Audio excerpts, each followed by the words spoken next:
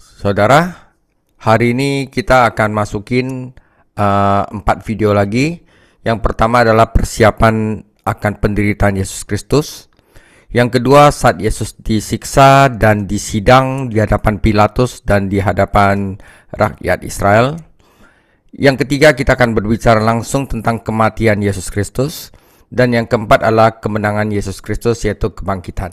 Jadi ada 4 topik lagi yang kita pelajari. Nah, hari ini kita akan mulai dengan persiapan akan penderitaan Yesus Kristus. Mari kita berdoa terlebih dahulu. Tuhan Yesus, terima kasih hari ini kami dapat belajar firman-Mu, dapat menyaksikan kemuliaan-Mu, menyaksikan kasih-Mu terhadap kami, sehingga Engkau rela mati bagi kami. Tuhan, hari ini kami akan belajar satu pelajaran penting, yaitu persekutuan dalam penderitaan-Mu. Biarlah kita mengerti bahwa untuk menjadi mulia diperlukan penderitaan. Penderitaan akan membawa kepada kemuliaan. Tuhan Yesus, bukalah hati kami, jauhkanlah kami daripada yang jahat, lepaskanlah kami dari pencobaan, karena Engkau yang punya kerajaan, kuasa, dan kemuliaan sampai selama-lamanya. Amin. Saudara, persiapan Sang Raja akan penderitaan dan kematiannya. Oke saudara, pendahuluan. Saudara, peristiwa-peristiwa kini bergerak menuju klimaks. Sang Raja Tuhan Yesus bersiap untuk menderita dan mati. Persiapan ini berlangsung dalam 3 tahap dan 3 di lokasi yang berbeda. Saat kita meneliti tahap-tahap ini, kita dapat melihat konflik yang semakin besar antara Kristus dan musuh-musuhnya. Jadi di sini kita akan melihat pertama di Betania adanya penyembahan dan pemborosan. Di lotang atas, kesetiaan dan pengkhianatan, dan di Getsemani, penyerahan diri dan perlawanan. Kita baca yang pertama, yaitu Matius 26 ayat 1-16, adalah di rumah orang kusta, ya, di mana Tuhan Yesus diberikan penyembahan, tetapi murid-muridnya merasa itu adalah pemborosan. Oke. Setelah Yesus selesai dengan segala pengajarannya itu, yaitu pengajaran tentang akhir zaman di Bukit Zaitun, berkatalah ia kepada murid-muridnya, "Kamu tahu bahwa 2 hari lagi dirayakan Paskah, maka Anak Manusia akan diserahkan untuk disalibkan." Pada waktu itu, berkumpullah imam-imam kepala dan tua-tua bangsa Yahudi di istana imam besar yang bernama Kayafas. Dan mereka merundingkan suatu rencana untuk menangkap Yesus dengan tipu muslihat dan untuk membunuh dia. Tetapi mereka berkata, "Jangan pada waktu perayaan, supaya jangan timbul keributan di antara rakyat." Ketika Yesus berada di Betania, di rumah Simon si kusta, datanglah seorang perempuan kepadanya membawa sebuah buli-buli pualam berisi minyak wangi yang mahal. Narwastu ya. Minyak itu dicurahkannya ke atas kepala Yesus yang sedang duduk makan. Melihat itu, murid-murid gusar dan berkata, "Untuk apa pemborosan ini? Sebab minyak itu dapat dijual dengan mahal dan uangnya dapat diberikan kepada orang-orang miskin." Tetapi Yesus mengetahui pikiran mereka lalu berkata, "Mengapa kamu menyusahkan perempuan ini? Sebab ia telah melakukan suatu perbuatan yang baik padaku. Karena orang-orang miskin selalu ada padamu, tetapi aku tidak akan selalu bersama-sama kamu. Sebab dengan mencurahkan minyak itu ke tubuhku, ia membuat suatu persiapan untuk penguburanku. Aku berkata kepadamu, sesungguhnya di mana saja Injil ini diberitakan di seluruh dunia, apa yang dia lakukannya ini akan disebut juga untuk mengingat dia." Kemudian pergilah seorang dari ke-12 murid itu yang bernama Yudas Iskariot kepada imam-imam kepala. Ia berkata, "Apa yang hendak kau berikan kepadaku supaya aku menyerahkan dia kepada kamu?" Mereka membayar 30 uang perak kepadanya. Dan mulai saat itu, ia mencari kesempatan yang baik untuk menyerahkan Yesus. Saudara, pertama di Betania ya. Matius tidak mengklaim memberi kita catatan kronologis tentang peristiwa minggu lalu. Ya, ini adalah peristiwa pertama ya, sebelum Yesus masuk ke dalam Yerusalem naik keledai. Pada titik ini ia menyisipkan kilas balik untuk menggambarkan pesta di Betania dan tindakan indah yang dilakukan Maria. Para pemimpin agama bertemu untuk bersekongkol melawan Yesus, tetapi sahabat-sahabatnya bertemu untuk menunjukkan kasih dan pengabdian mereka kepadanya. Selain itu, dengan menggabungkan kedua catatan ini, Matius menunjukkan hubungan antara penyembahan Maria dan pengkhianatan Yudas. Setelah pesta di Betania, Yudas pergi menemui imam dan menawarkan bantuannya. Teguran Tuhan memicu tanggapan Yudas. Pesta di Betania berlangsung 6 hari sebelum Paskah di rumah Simon si Kusta. Rupanya ia telah disembuhkan oleh Tuhan Yesus. Dan setidaknya ada 17 orang yang hadir dalam makan malam itu. Simon sebagai tuan rumah, Maria, Marta, Lazarus, Yesus, dan ke-12 rasul. Sesuai dengan karakternya sebagai pelaku dalam keluarga, Marta melakukan pelayanan. Ya, 3 tokoh kunci dalam peristiwa ini adalah Maria, si penyembah, Yudas, si pengkhianat, dan Yesus sendiri. Kita akan belajar tentang Maria. Hanya Yohanes yang mengidentifikasi wanita itu sebagai Maria, yaitu saudara perempuan dari Marta dan Lazarus. Dia hanya ditemukan 3 kali dalam Injil, dan dalam setiap kejadian, saudara, dia itu selalu berada di dalam kaki Yesus. Dia duduk di kakinya dan mendengarkan firman. Dia datang ke kakinya dalam kesedihan setelah kematian Lazarus. Dia menyembah di kakinya ketika dia mengurapi Yesus dengan minyak wangi yang mahal. Maria adalah wanita yang sangat rohani. Ia suka alone with God. Dia suka duduk diam di kaki Yesus. Dia menemukan berkat di kakinya. Dia membawa beban ke kakinya. Dan dia memberikan yang terbaik di kakinya. Ketika kita menggabungkan catatan Injil, kita belajar bahwa Maria mengurapi kepala dan kakinya dan menyekanya dengan rambutnya. Rambut seorang wanita adalah kemuliaannya. Dia menyerahkan kemuliaannya kepada Tuhan dan menyembahnya dengan hadiah berharga di bawahnya. Itu adalah tindakan kasih dan pengabdian yang membawa keharuman ke seluruh rumah. Karena dia telah mendengarkan firman-Nya, Maria tahu bahwa Yesus akan segera mati dan dikuburkan. Dia juga tahu bahwa tubuhnya tidak akan membutuhkan perawatan tradisional yang diberikan kepada orang mati karena tubuhnya tidak akan mengalami kebinasaan. Bukannya mengurapi tubuhnya setelah kematian, dia melakukannya sebelum kematian. Ini adalah tindakan iman dan kasih.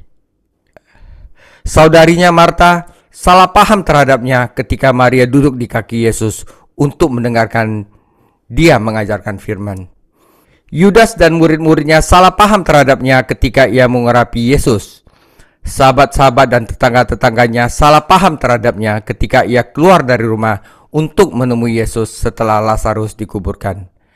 Ketika kita mengutamakan Yesus Kristus dalam hidup kita, kita dapat menduga akan disalahpahami. Kita akan disalahpahami. Kok lu begitu sih?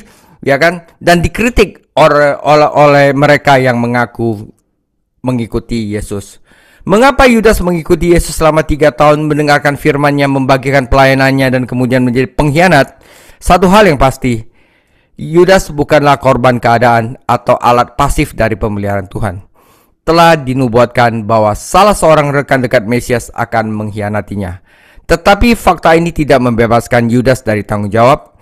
Kita tidak boleh menjadikannya seorang martir karena dia menggenapi nubuat ini. Meskipun kita tidak akan pernah bisa sepenuhnya memahami pikiran dan hati Yudas, kita tahu bahwa ia memiliki setiap kesempatan untuk diselamatkan. Ia sering diperingatkan oleh Yesus di ruang atas, dan Yesus pada last minute pun membasuh kaki Yudas. Mungkin Yudas melihat sesuatu di dalam diri Yesus, harapan akan kebebasan politik Israel. Jika Yesus menegakkan kerajaannya, Yudas sebagai bendahara akan memiliki posisi penting. Mungkin menteri keuangan ya saudara ya, atau gubernur BI ya. Ketika Yesus berulang kali menolak untuk menjadi Mesias politik yang lahiriah, Yudas berbalik melawannya. Setan menemukan alat yang rela di dalam diri Yudas. Setan menaruh ide-ide itu ke dalam pikiran Yudas dan kemudian masuk ke dalam diri Yudas untuk menggunakannya untuk mengkhianati Yesus kepada musuh. Saudara-saudara, saya bukannya untuk jatuhin semangat kalian saudara. Saudara kalau masih beriman kepada Yesus, tapi masih mikirin sesuatu yang di duniawi ini, Atau kita sering ngomong, ya kaki kita masih napak kok di dunia ini. Saudara, Anda suatu hari juga akan berbalik gitu loh, saudara. Percaya kepada Yesus itu murni rohani yang kita pikirkan. Bagaimana dia memberkati kita itu urusan dia, bukannya apa yang kita harapkan gitu ya. Kehidupan Yudas adalah peringatan bagi mereka yang berpura-pura melayani Kristus tetapi hatinya jauh dari Tuhan. Ia juga merupakan peringatan bagi mereka yang menyia-nyiakan kesempatan dan hidup mereka. Untuk apa pemborosan ini? Tanya Yudas ketika ia melihat minyak urapan yang mahal dicurahkan pada Yesus. Namun Yudas menyia-nyiakan kesempatan, hidup dan jiwanya. Yesus memanggilnya anak kebinasaan yang secara harafiah berarti anak yang terbuang. Saudara, apapun yang kamu lakukan kepada Yesus itu tidak akan kembali kepada dengan sia-sia, saudara. Ya. Ketiga ada tentang Yesus. Yesus segera membela Maria karena ia selalu melindungi miliknya. Ia menegur Yudas dan murid-murid lainnya serta memuji Maria atas tindakan pengabdiannya yang penuh kasih. Tidak ada yang diberikan kepada Yesus ya dengan kasih yang akan sia-sia. Saudara ingat satu hal ini, apapun yang kau berikan kepada Yesus tidak ada yang sia-sia, saudara. Oke.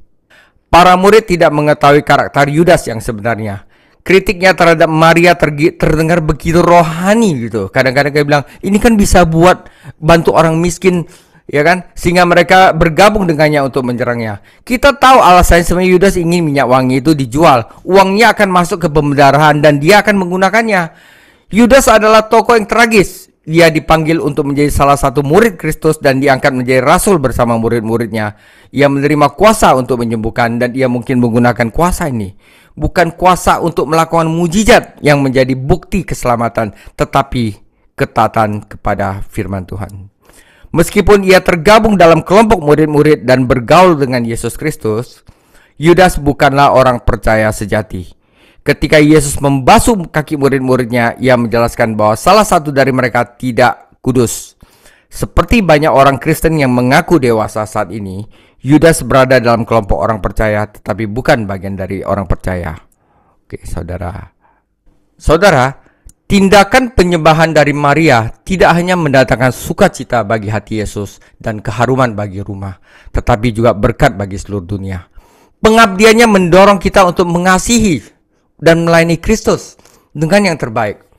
Pelayanan seperti itu mendatangkan berkat bagi orang lain yang mungkin tidak akan kita ketahui sampai kita melihatnya. Yesus tidak mengkritik para murid karena mereka peduli terhadap orang miskin. Ia juga peduli dengan orang miskin dan kita pun seharusnya peduli. Ia hanya memperingatkan mereka agar tidak kehilangan kesempatan untuk menyembahnya. Mereka akan selalu memiliki kesempatan untuk membantu orang miskin.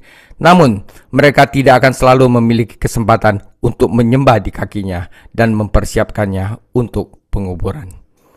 Oke, saudara, itu adalah tentang penyembahan dan pemborosan di Betania.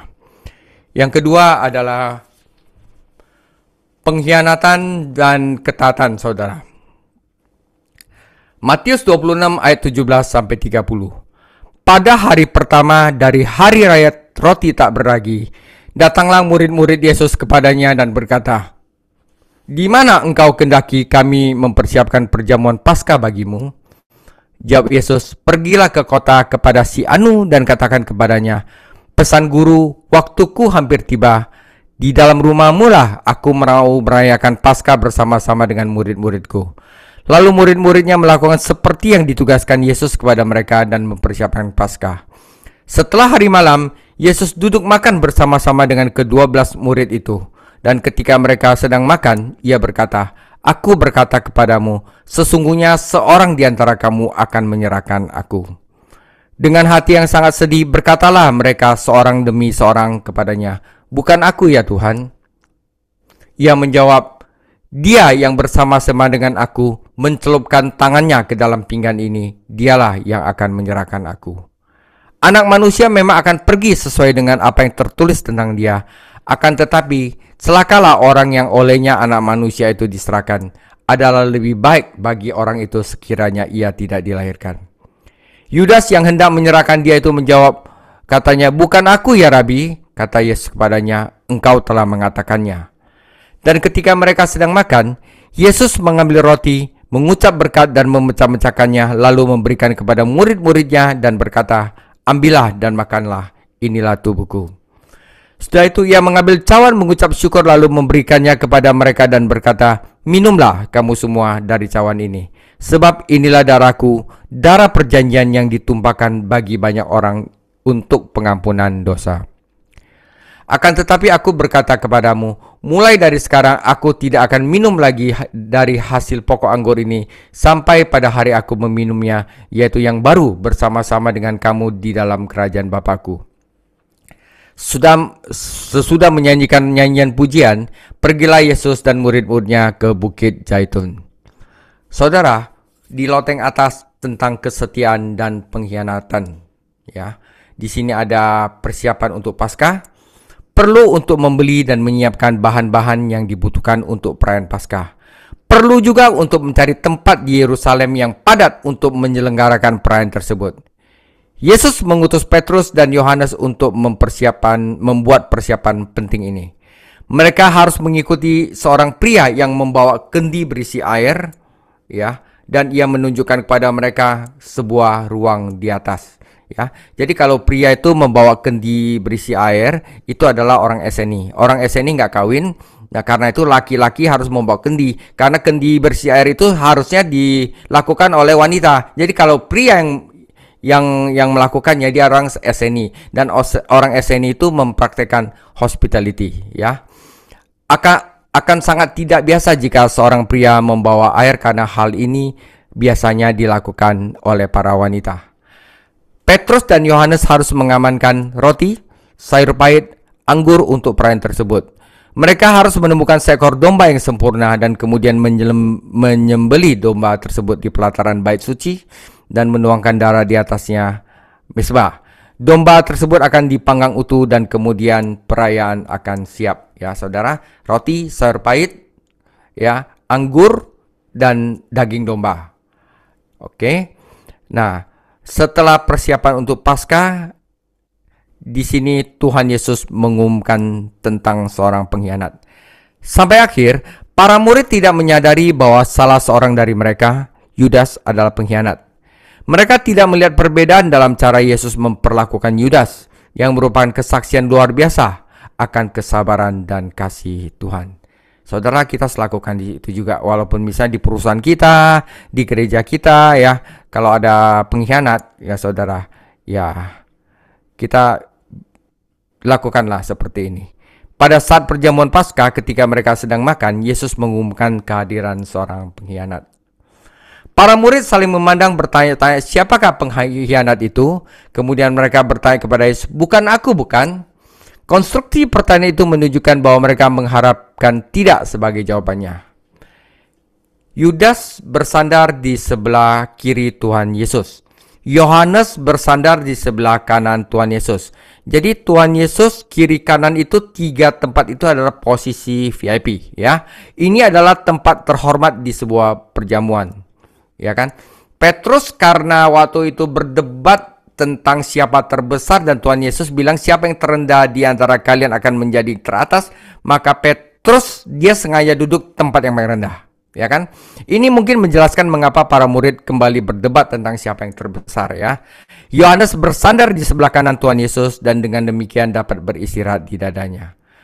Merupakan suatu tindakan persahabatan, saudara, untuk makan roti bersama, terutama roti yang telah dicelupkan dalam piring berisi rempah-rempah. Jadi setiap 3 orang, saudara, itu satu celupan. Jadi Yohanes, Yesus, dan Yudas itu satu celupan, saudara. Nah, waktu Tuhan Yesus berkata, barang siapa yang mencelupkan itu adalah pengkhianat, ya, kalau nggak Yohanes, ya Yudas. Nah, saudara, merupakan suatu kehormatan juga diberi sepotong roti oleh tuan rumah. Yesus memberikan roti kepada Yudas dan Yudas menerimanya meskipun tahu betul bahwa ia mengkhianati Tuhannya. Bagi Yesus, Memberikan roti merupakan tindakan keramataman yang baik. Bagi Yudas, menerima roti merupakan tindakan pengkhianatan yang jahat. Matius 26 ayat 24 menjadikan sisi manusiawi dan ilahi dalam peristiwa ini. Dari sudut pandang ilahi, pengkhianatan Yudas telah dibuatkan dalam kitab suci dan merupakan bagian dari rencana Allah. Namun dari sudut pandang manusia, Yudas bersalah atas kejahatan yang keji dan sepenuhnya bertanggung jawab atas apa yang dilakukannya. Kedaulatan ilahi dan tanggung jawab manusia tidak bertentangan. Meskipun kita mungkin tidak dapat memahami bagaimana keduanya dapat bekerja sama untuk memenuhi kehendak Allah. Setelah Yudas mengambil sepotong roti, setan merasukinya. Ia kemudian keluar untuk menepati janjinya kepada para pemimpin agama dengan menyerahkan Yesus ke tangan mereka, dan bahkan pada saat itu para murid lainnya tidak tahu apa yang sedang Yudas lakukan. Mungkin dia pikir Yesus suruh dia untuk beli makanan karena dia bendahara. Ya, ia segera keluar dan hari sudah malam. Bagi Yudas hari masih malam. Oke, setelah Yudas keluar, saudara, setelah pengumuman pengkhianat dan Yudas keluar, Yesus the institution of the perjamuan kudus, ya, penetapan perjamuan kudus. Setelah Yudas meninggalkan ruangan, Yesus menetapkan sesuatu yang baru, perjamuan kudus. Ia mengambil dua unsur dari perayaan Paskah, roti tak beragi dan cawan. Ia menggunakan keduanya untuk menggambarkan kematian sendiri. Roti yang dipecah-pecah menggambarkan tubuhnya yang diberikan kepada manusia untuk menebus dosa-dosa manusia. Cawan anggur menggambarkan darahnya yang ditumpahkan untuk pengampunan dosa. Teks tersebut tidak menunjukkan bahwa sesuatu yang istimewa atau misterius yang terjadi pada kedua unsur tersebut, ya saudara, ya. Jadi waktu kita perjamuan kudus, jangan mistis ya saudara. Wah, ini bisa menyembuhkan apa? Enggak ada saudara. Itu peringatan akan pengorbanan Yesus Kristus. Keduanya tetap roti dan anggur, tetapi kini keduanya menyampaikan makna yang lebih dalam, yaitu tubuh dan darah Kristus. Perjamuan kudus mengingatkan kita untuk menantikan kedatangan Kristus kembali. Kita akan merayakan perjamuan ini sampai Ia datang. Paskah menunjuk ke depan kepada anak domba Allah yang akan menghapus dosa dunia. Perjamuan kudus mengumumkan bahwa pekerjaan besar ini telah terlaksana. Dalam Matius 26 ayat 29, Yesus menambahkan catatan tentang kemuliaan masa depan dan kerajaan. Yesus memang makan roti, ikan, dan madu setelah kebangkitannya. Namun tidak ada catatan bahwa ia minum anggur. Bahkan ketika ia menghadapi penolakan dari bangsanya dan penderitaan di kayu salib, ia melihat ke depan kepada kerajaan yang akan didirikannya karena pengorbanannya. Secara tradisional, ada 4 cawan yang diminum dalam pesta Paskah. Setiap cawan berkaitan dengan salah satu janji dalam Keluaran 6 ayat 6-7. Yesus melembagakan perjamuan kudus di antara cawan ketiga dan cawan keempat. Saudara, himne yang dinyanyikan Yesus dan murid-muridnya sebelum meninggalkan ruang atas adalah bagian dari Hallel tradisional. Anda jika pengen tahu, baca Mazmur 116 sampai Mazmur 118. Bacalah Mazmur-Mazmur tersebut dalam terang dan kematian Kristus, dan lihatlah bagaimana Mazmur-Mazmur tersebut memiliki makna yang baru. Bayangkan Tuhan kita masih mampu menyanyikan pujian kepada Tuhan dalam menghadapi penolakan, penderitaan, dan kematiannya. Saudara, ini adalah bagian terakhir. Matius 26 ayat 31-56. Maka berkatalah Yesus kepada mereka, "Malam ini kamu semua akan tergoncang imanmu karena aku. Sebab ada tertulis, aku akan membunuh gembala dan kawanan domba itu akan tercerai-berai. Akan tetapi sesudah aku bangkit, aku akan mendahului kamu ke Galilea." Petrus menjawabnya, "Biarpun mereka semua tergoncang imannya karena engkau, aku sekali-kali tidak." Yesus berkata kepadanya, "Aku berkata kepadamu, sesungguhnya malam ini sebelum ayam berkokok, engkau telah menyangkal aku 3 kali." Kata Petrus kepadanya, "Sekalipun aku harus mati bersama-sama engkau, aku tidak akan menyangkal engkau." Semua murid yang lain pun berkata demikian. Oke, maka sampailah Yesus bersama-sama murid-muridnya ke suatu tempat yang bernama Getsemani. Getsemanam, ya, artinya adalah tempat pemrosesan buah zaitun. Ia berkata kepada murid-muridnya, "Duduklah di sini sementara aku pergi ke sana untuk berdoa." Ia membawa Petrus dan kedua anak Zebedeus sertanya, maka mulailah ia merasa sedih dan gentar. Lalu katanya kepada mereka, hatiku sangat sedih, seperti mau mati rasanya. Tinggallah di sini dan berjaga-jagalah dengan aku. Maka ia maju sedikit, lalu sujud dan berdoa, katanya, ya Bapakku, jikalau sekiranya mungkin, biarlah cawan ini lalu daripadaku. Tetapi janganlah seperti yang ku kehendaki, melainkan seperti yang engkau kehendaki. Setelah itu ia kembali kepada murid-muridnya itu dan mendapati mereka sedang tidur. Dan ia berkata kepada Petrus, tidakkah kamu sanggup berjaga-jaga 1 jam dengan aku? Berjaga-jagalah dan berdoalah supaya kamu jangan jatuh ke dalam percobaan. Roh memang penurut tetapi daging lemah. Lalu Yesus balik lagi untuk kedua kali dan berdoa lagi. Doanya sama, saudara. Katanya, ya Bapakku, jikalau cawan ini tidak mungkin lalu, kecuali apabila aku meminumnya, jadilah kehendak-Mu. Dan ketika ia kembali, ia mendapati mereka sedang tidur, sebab mata mereka sudah berat. Ia membiarkan mereka di situ, lalu pergi dan berdoa untuk ketiga kalinya, dan mengucapkan doa yang itu juga. Setelah itu, ia datang kepada murid-muridnya dan berkata kepada mereka, tidurlah sekarang dan istirahatlah. Lihat, saatnya sudah tiba bahwa anak manusia diserahkan ke tangan orang-orang berdosa. Bangunlah, mari kita pergi. Dia yang menyerahkan aku sudah dekat. Waktu Yesus masih berbicara, datanglah Yudas, salah seorang ke-12 murid itu, dan bersama-sama dia serombongan orang besar orang yang membawa pedang dan pentung, disuruh oleh imam-imam kepala dan tua-tua bangsa Yahudi. Orang yang menyerahkan dia telah memberitahukan tanda ini kepada mereka. Orang yang akan kucium, itulah dia, tangkaplah dia. Dan segera ia maju mendapatkan Yesus dan berkata, salam Rabi, lalu mencium dia. Tetapi Yesus berkata kepadanya, hai teman, untuk itukah engkau datang? Maka majulah mereka memegang Yesus dan menangkapnya. Tetapi seorang dari mereka yang menyertai Yesus mengulurkan tangannya, menghunus pedangnya dan meletakkannya kepada hamba imam besar sehingga putus telinganya. Kata Yesus kepadanya, masukkan pedang itu kembali ke dalam sarungnya, sebab barang siapa menggunakan pedang akan binasa oleh pedang. Atau kau sangka bahwa aku tidak dapat berseru kepada Bapakku supaya ia segera mengirim lebih dari 12 pasukan malaikat membantu aku? Jika begitu, bagaimanakah akan digenapi yang tertulis dalam kitab suci yang mengatakan bahwa harus terjadi demikian? Pada saat itu Yesus berkata kepada orang banyak, sangkamu aku ini penyamun, maka kamu datang lengkap dengan pedang dan pentung untuk menangkap aku. Padahal tiap-tiap hari aku duduk mengajar di bait Allah dan kamu tidak menangkap aku. Akan tetapi semua ini terjadi supaya genap apa yang tertulis di dalam kitab nabi-nabi.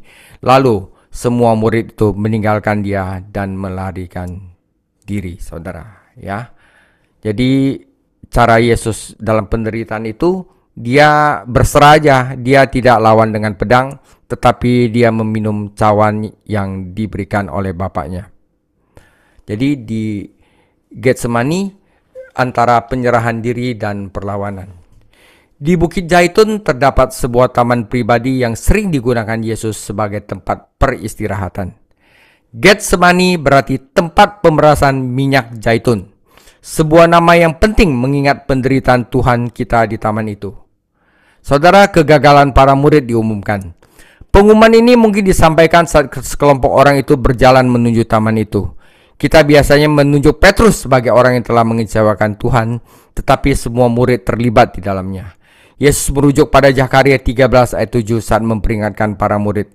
Tetapi ia juga menambahkan sebuah kata janji. Ia akan bangkit kembali dan bertemu mereka di Galilea. Sayangnya, orang-orang itu kurang memperhatikan janji kebangkitannya. Pada hari kebangkitannya, para malaikat yang mengingatkan mereka tentang pertemuan di Galilea. Ketika Petrus tidak setuju dengan Tuhan Yesus, itu adalah awal dari dosanya karena menyangkal Tuhan. Petrus tidak mau menerapkan kata itu sepenuhnya pada diri sendiri. Jadi bukannya meyakinkan Petrus, Tuhan Yesus memberikan peringatan pribadi. Ia akan menyangkal Yesus 3 kali. Petrus mengira ia akan lebih baik daripada orang lain, dan Yesus mengatakan kepadanya bahwa ia akan menjadi lebih pengecut daripada yang lain. Tanggapan Petrus adalah menyangkal firman Tuhan dengan lebih keras lagi, dan murid-muridnya lain ikut dalam protes ini. Jika Petrus mendengarkan firman itu dan menaatinya, ia tidak akan menyangkal Tuhannya 3 kali. Saudara, penyerahan diri Yesus terlaksana.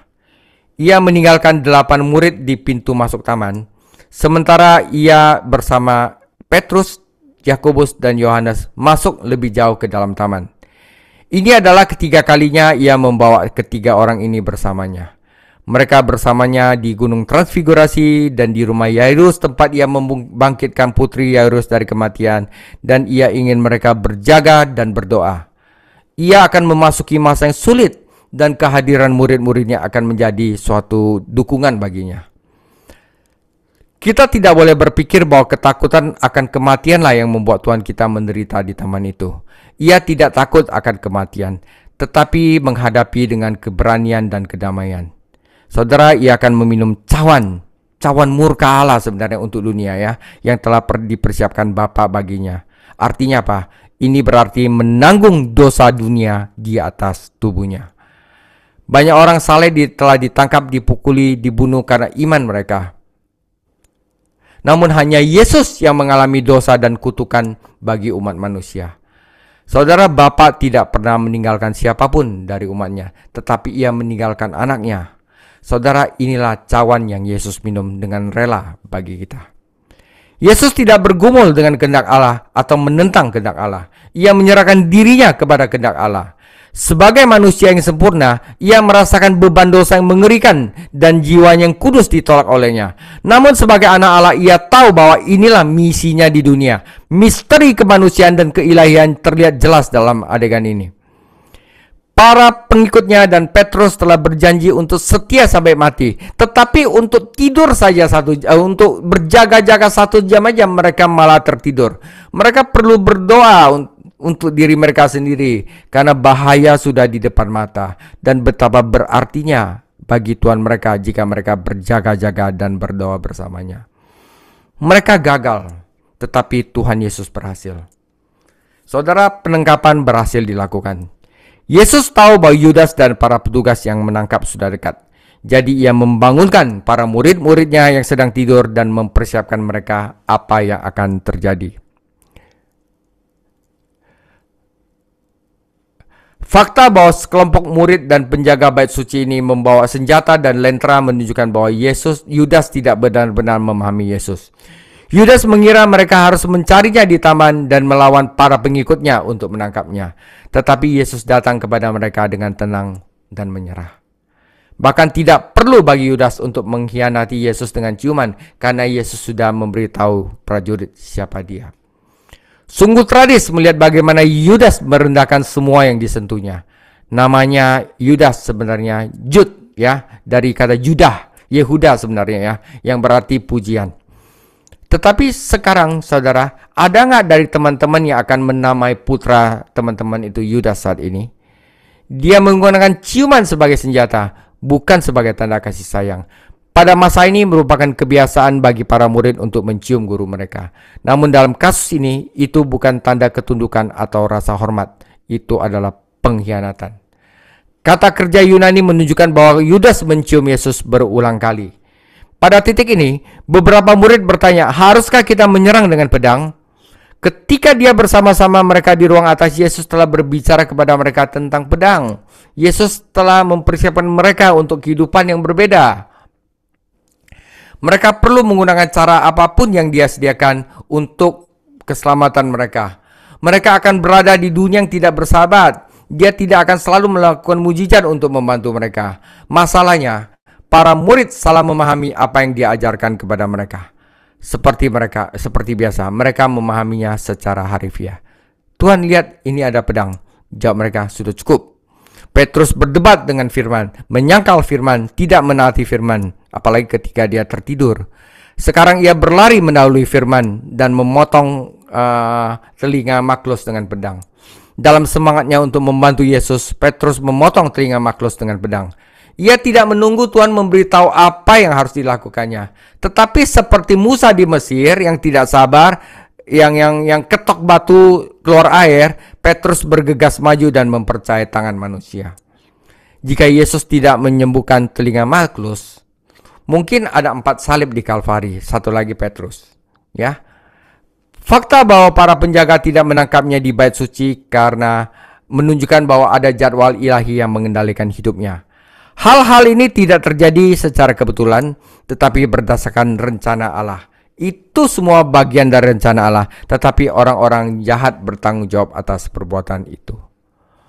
Orang ini yang diserahkan Allah menurut maksud rencananya telah kamu salibkan dan kamu bunuh oleh tangan manusia durhaka. Kisah Para Rasul 2 ayat 23. Tentu saja mereka tidak berhak menangkap Yesus. Dia tidak melanggar hukum apapun. Dia tidak melakukan kejahatan apapun. Mereka memperlakukannya seperti pencuri biasa, namun Yudaslah pencurinya. Para murid yang dengan berani berjanji untuk membebaskannya meninggalkannya. Lihatlah, saatnya tiba, bahkan sudah tiba, bahwa kamu akan dicerai-beraikan masing-masing ke tempatnya sendiri. Dan kamu meninggalkan aku seorang, namun aku tidak seorang diri, sebab Bapa menyertai aku. Tetapi nanti, waktu di kayu salib dalam suatu masa, bahkan Bapa akan meninggalkannya. Saudara, bagian penutup, ya singkat aja, kita masing-masing harus memutuskan. Kita milih pedang atau cawan. Kita milih berontak melawan pakai tenaga manusia sendiri atau berserah dalam kehendak Allah. Apakah saya akan menentang kehendak Tuhan atau tunduk pada kehendak Tuhan? Cawan biasanya melibatkan penderitaan, saudara. Tetapi penderitaan itu akhirnya akan menuntun kepada kemuliaan, saudara. Kita tidak perlu takut menderita, apalagi demi Yesus, saudara. Karena udah pasti penderitaan itu akan menuntun pada kemuliaan. Kita tidak perlu takut akan cawan itu, karena cawan itu telah dipersiapkan oleh Bapa khusus untuk kita.